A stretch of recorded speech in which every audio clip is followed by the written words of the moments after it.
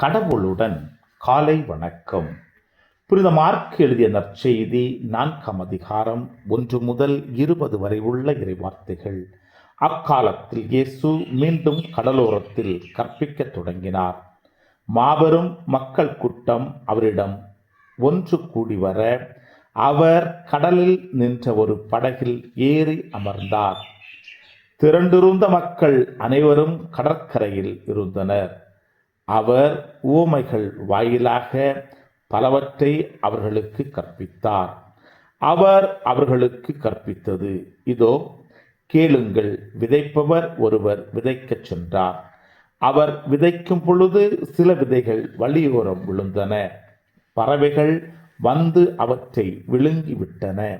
வேறு சில விதைகள் மிகுதியாக மண் இல்லா பாறை பகுதிகளில் விழுந்தன. அங்கே மண் ஆழமாக இல்லாததால் அவை விரைவில் முளைத்தன. ஆனால் கதிரவன் மேலே எழ அவை காய்ந்து வேர் இல்லாமையால் கருகி போயின. மற்றும் சில விதைகள் முட்செடிகளிடையே விழுந்தன. முட்செடிகள் வளர்ந்து அவற்றை நெருக்கிவிடவே அவை விளைச்சலை கொடுக்கவில்லை.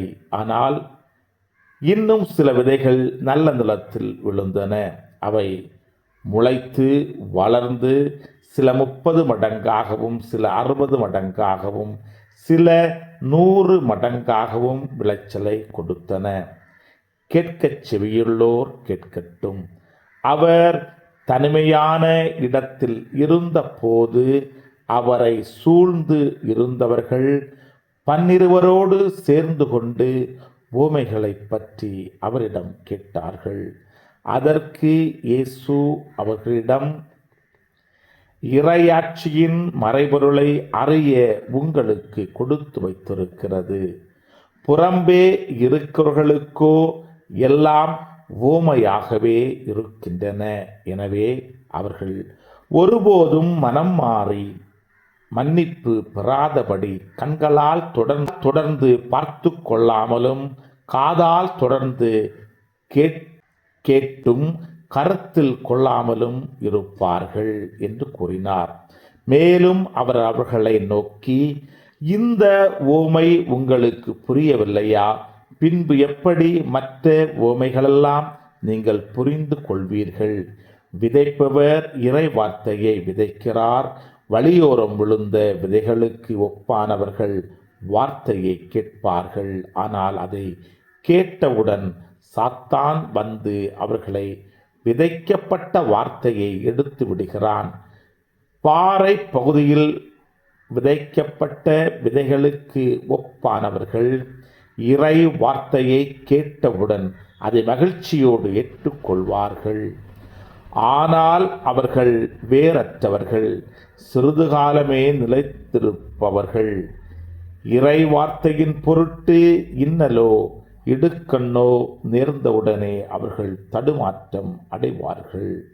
முட்செடிகளுக்கு இடையில் விதைக்கப்பட்ட விதைகளுக்கு ஒப்பானவர்கள் இறை வார்த்தையை கேட்டும் கவலையும் செல்வ மாயையும் ஏனைய தீய ஆசைகளும் உட்புகுந்து அவ்வார்த்தையை நெருங்கி விடுவதால் பயன் அளிக்க மாட்டார்கள்.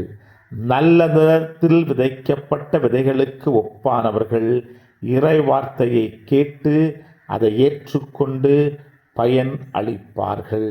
இவர்களுடன் சிலர் 30 மடங்காகவும் சிலர் 60 மடங்காகவும் சிலர் 100 மடங்காகவும் பயனளிப்பர் என்றார்.